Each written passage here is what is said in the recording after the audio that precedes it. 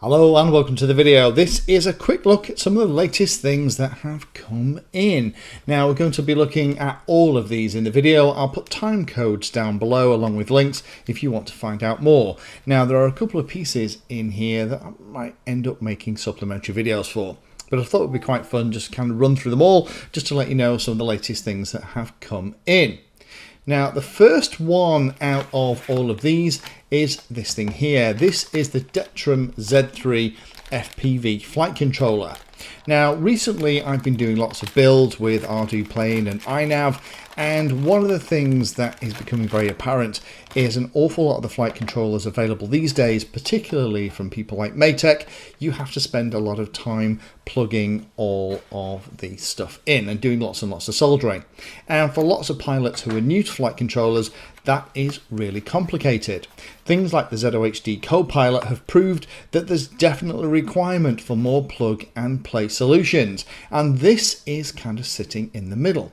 So this Detrum Z3FPV flight controller comes with both a GPS and also with a power module as well. And excitingly, it also goes in between your camera and your video transmitter. Now, it's not going to control your video transmitter, it won't even provide the power for the camera and video transmitter. You'll have to figure out how to power that stuff separately. But if you were looking for more of a plug and play flight controller, then this might be one that you're interested in. The other really cool thing is this does not have any kind of PC companion software. You use the little box connected via the supplied USB cable to access and change all the menu settings. So not only do you not need to spend a load of time soldering up pins and trying to figure out where everything's going to plug in, it actually means that you don't have to download and use a computer too. Particularly for the field, that's going to be really great. You don't need to take some kind of laptop or some kind of wacky dongle with some kind of Android or iOS thing on your phone or tablet to make it work. You have the little box, then you can go through and change everything.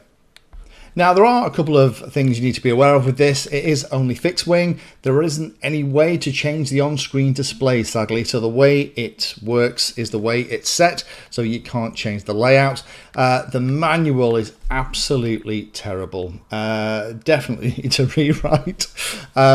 Everything's kind of in there, but it isn't very well laid out. This manual is absolutely not going to win any awards. This is going to be one of those things that I may do a follow-up video for.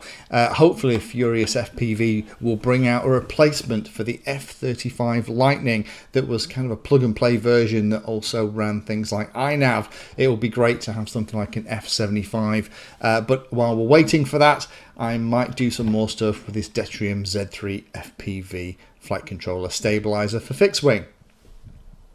Next piece of technology is this thing here. This is the ViFly smoke stopper.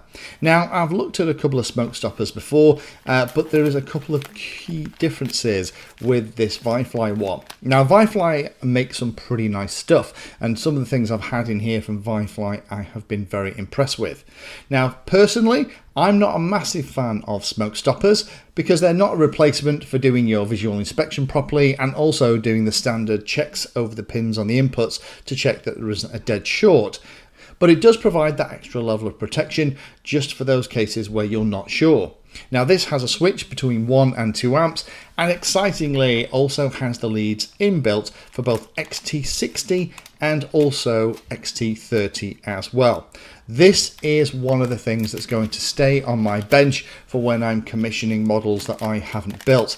It's really nice to have something like this from ViFly, and because it uses the little electronic fuses, the disconnection is nice and quick as well. The only thing I say about this is I would just use it initially to make sure you can power everything up. If you can plug it all in and it doesn't trip immediately, then you're probably going to be all right to plug your battery in.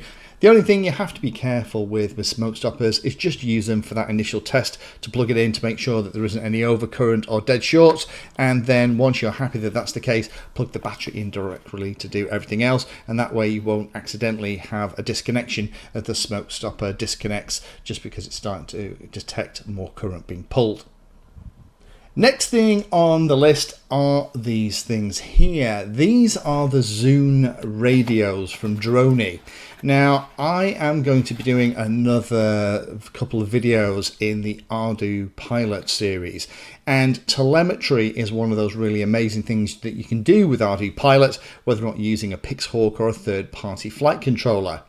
Now, typically, the telemetry radios are going to be working on a much lower frequency, but these are going to be working on 2.4 gigahertz.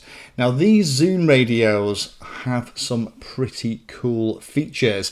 They have mesh capability, they have Mavlink always available capability, and I will be looking at these again in the future. But if you are looking for high-end telemetry radios for your Pixhawk builds, then these are going to be the ones that I would recommend also having a look at.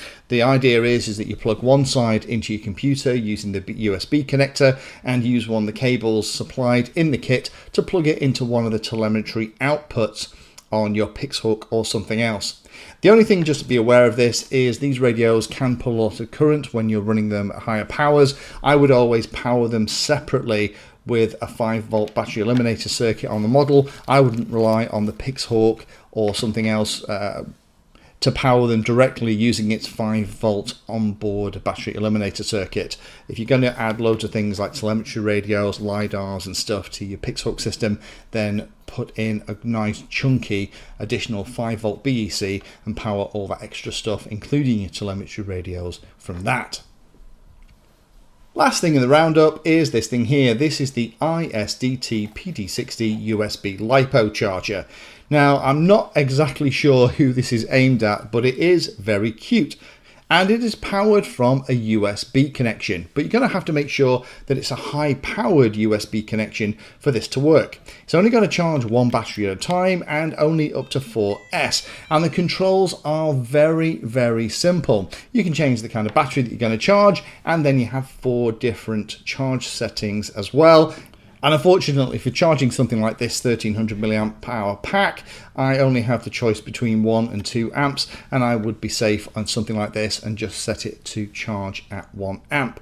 But maybe for those instances where you're looking for a pocket charger, where you do have high capacity USB around, this is almost certainly going to be quicker than some of the other USB chargers that you get with some of the ready to fly models. So hopefully that's been interesting. That's some of the latest stuff that's come in. Again, you're going to see some of this in future videos. Any questions, pop them down below. And again, I'll put links down below the time codes. So if you are interested in finding out about any more of this stuff, you can go and have a look before I do any follow-up stuff. Thank you for watching my video and watching right to the very end. If you want to find out what I'm currently working on, you can follow me on social media by searching for Painless360 in the usual places. If you'd like to become part of the inner circle, then you can become a Patreon. Details are in the description and you get lots of additional benefits. Check out the playlist section on the channel too. I organise all of my videos into playlists, and it's called something like Introduction to or for Beginners. All of the content is aimed so that you can start at the very beginning, and it teaches you that subject, starting with simple principles and moving up to teach you everything you need to know.